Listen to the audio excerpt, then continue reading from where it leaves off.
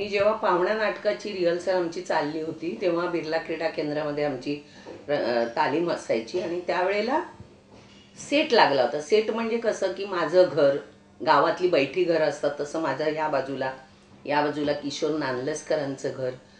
तर ती गावात जशी बैठी घरं, पुढे पटांगण, अंगण म्हणतं, पटांगण नाही अंगण, तशी ती बघितली मी. तर म्हटलं कोणी केलं, कारण त्याच्यावरची जी कौलं होती ती इतकी हुबेहूब वाटत होती की म्हणजे खरी कौलं लावली आहेत की काय असं. तर मी म्हटलं हे कोणी केलं रे.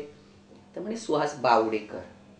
तोपर्यंत त्यांची माझी ओळख नव्हती आणि मग माझी ओळख करून दिली अरुण नालावडे. आणि सुहास नावामध्ये सगळं आहे, म्हणजे हसरा चेहरा, बडबडा स्वभाव, जोक मारणारा, म्हणजे जे आपलं नाटकातल्या लोकांचं असतं सर्वसाधारण की बडबडी, मैत्री झाली का वाटेल ते बोलायचं, जोक सांगायचे, असा हसता खेळता उमदा माणूस होता. आणि आमची इतकी मैत्री झाली आणि माझी मैत्री जेव्हा होते तेव्हा ती नुसती त्या माणसापर्यंत हे नसते, त्याच्या फॅमिली बरोबर होती. त्यावेळेला त्यांची आई पण होती, बाबा पण होते आणि आम्ही रात्री 1:30-2 पर्यंत गप्पा मारत बसलो होतो. तेव्हा त्यांची आई हळू, त्या म्हाताऱ्या होत्या, त्या बिचाऱ्या येऊन बघायच्या.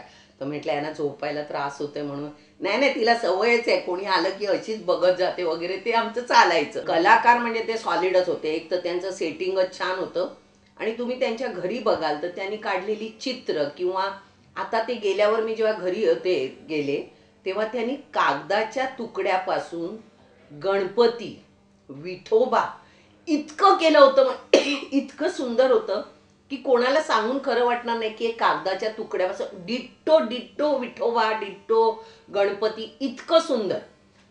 आणि त्यांना गाण्याचंही ज्ञान होतं, पण माझी गाण्याची सॉलिड आहे त्यामुळे मला ते गाण्याचं कधी कळलंच नाही. पण त्यांच्यातला आर्टिस्ट तसला, चित्र काढणारा म्हणा किंवा हे असं सगळं करणारे किंवा सेटिंग करणारे, असे ते खूप जॉली माणूस होता.